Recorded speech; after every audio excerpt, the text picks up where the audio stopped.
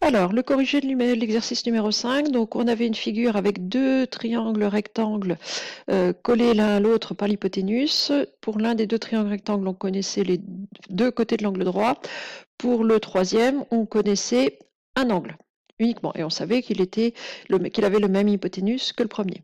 Donc le premier produit scalaire qu'on vous demandait, c'était CB scalaire CD.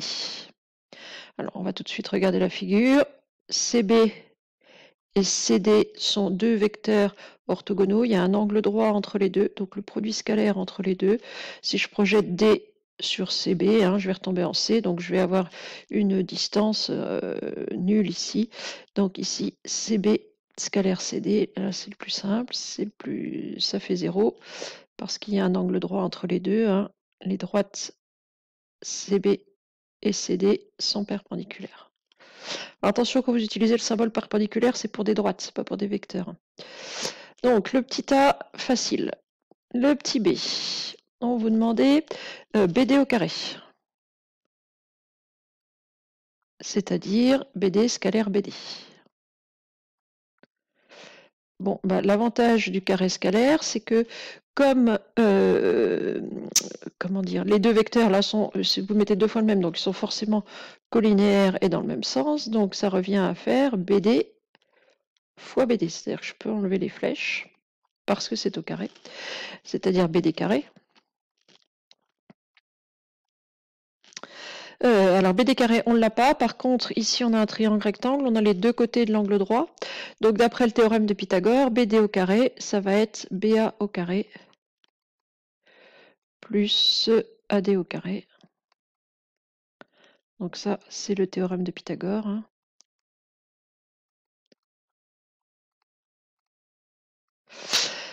Donc ici, 25 plus 9,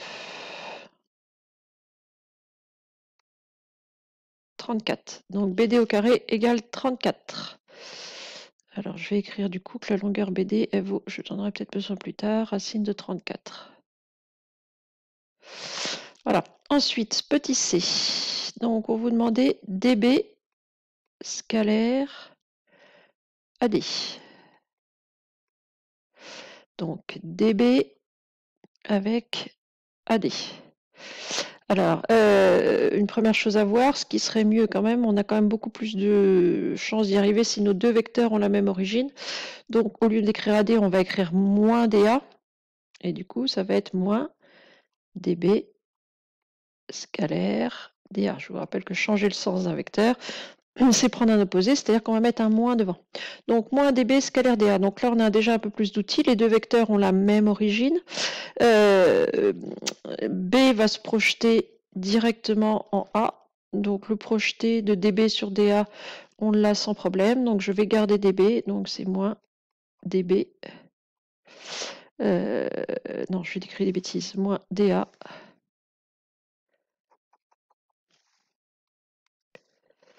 Donc on va projeter DB sur DA. Donc je vais garder DA. Moins DA. Et B se projetant en A, on va encore avoir DA. C'est-à-dire moins 9. Ensuite, le D.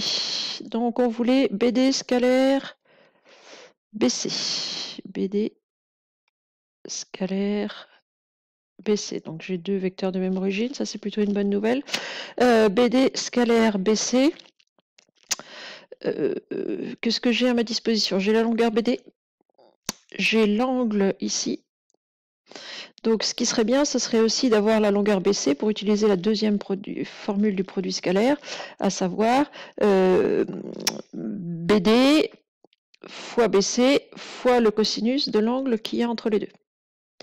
Alors, je n'ai pas la longueur BC actuellement. Par contre, si vous vous souvenez de vos vieux souvenirs de troisième, vous avez ici un triangle rectangle, un angle, une longueur.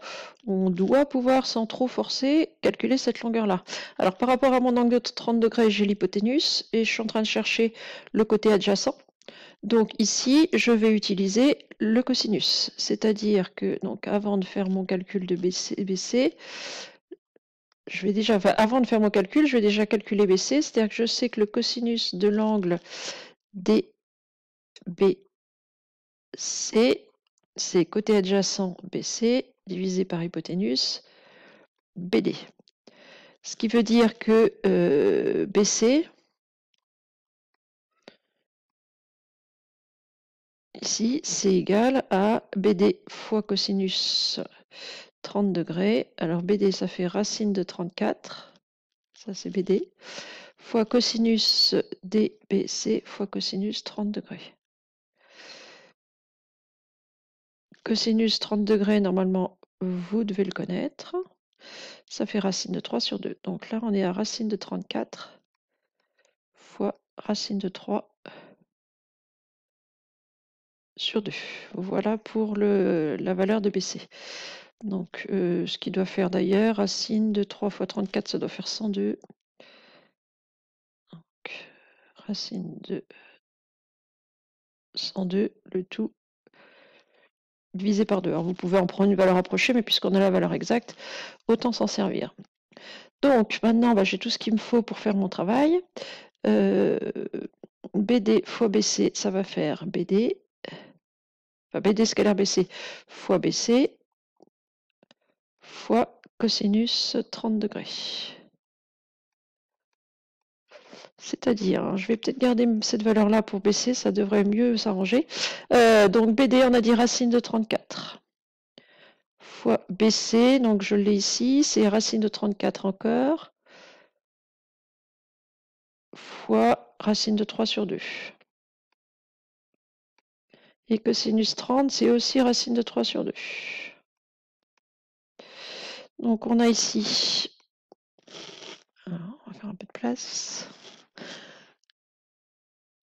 Racine de 34 fois racine de 34, ça fait 34. Alors, qu'est-ce qui se passe? Bon, alors là, mon crayon ne veut plus écrire, et pourquoi ça? Donc ça fait 34. Bon, j'ai un bug de crayon, là.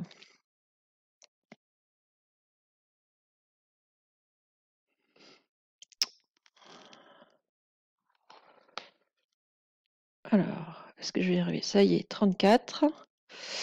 Fois racine de 3 fois racine de 3, ça fait 3. Et sur 2 fois 2, 4. Alors, je vais pouvoir simplifier un peu mon affaire. Là, je vais mettre un 17. Ici, un 2. Ce qui doit me faire 17 fois 3, 51 sur 2.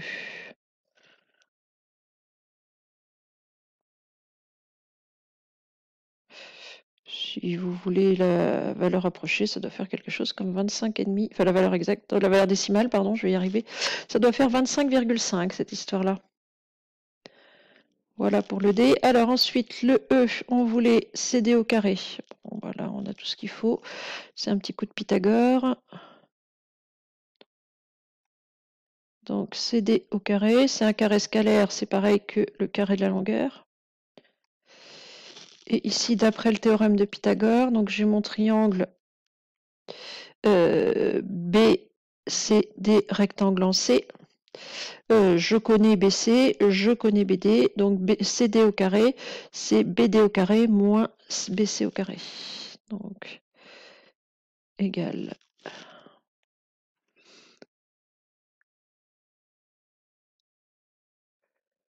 Donc, j'ai dit BD au carré moins BC au carré. Donc, BD au carré, ça fait 34.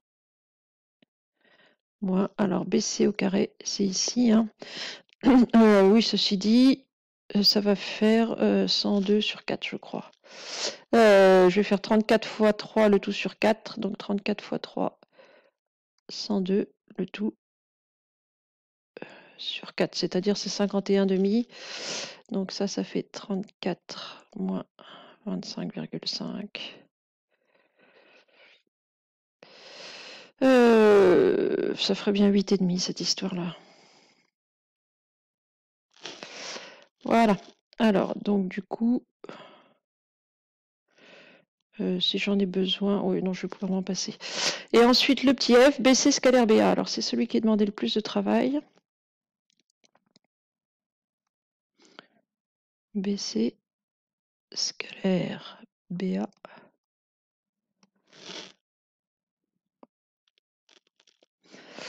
Alors, l'idée GBC, GBA. Donc, ce qui me manque, c'est l'angle qui est ici. Parce qu'à ce moment-là, j'aurais plus qu'à faire BC fois BA fois le cosinus de l'angle entre les deux, l'angle total. Alors, j'ai déjà 30 degrés ici. Donc, si je pouvais savoir combien j'ai en dessous, ben, ce serait gagné. Donc, comment je peux faire pour avoir l'angle qui est en dessous? Ben, j'ai un triangle rectangle ici, pour lequel j'ai les 3 côtés. Donc, avec une des formules de trigonométrie de 3e, celle que vous voulez, vous pouvez calculer sans problème l'angle qui est là.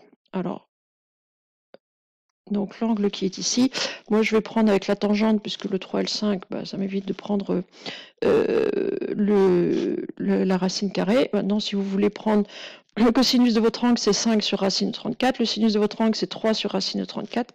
Et vous allez demander à votre calculatrice combien vaut l'angle. Donc ici, c'est l'angle ABD. Donc, avant d'aller faire mon calcul, je vais avoir besoin de l'angle ABD. Donc, je sais que la tangente de l'angle ABD, donc une tangente, c'est côté opposé sur côté adjacent. Donc, c'est 3/5. Donc, mon angle ABD, donc vous prenez une calculatrice, hein, et alors faut bien remettre la calculatrice en degrés, puisque ici on est sur des degrés. Hein. Alors moi par exemple je suis en radian.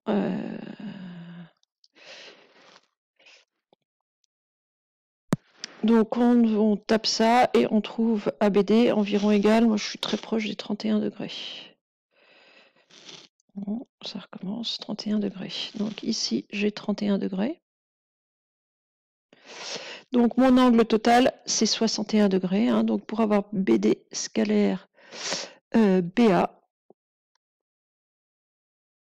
on va faire BC fois BA fois cosinus de l'angle entre les deux, c'est-à-dire ABC qui va faire 61 degrés. Donc on y va. Alors, BC, j'ai perdu mon dessin.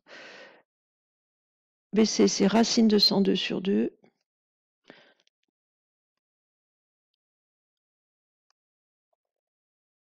Fois BA fois 5, fois cos 61 degrés. Et vous demandez ça à la calculatrice. Et ce que je vais faire tout de suite. Alors,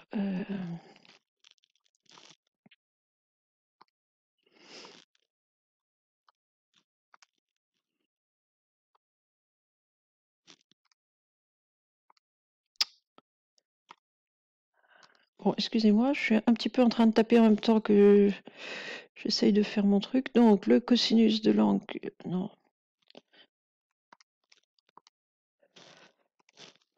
Fois 5 fois racine de 102 sur 2.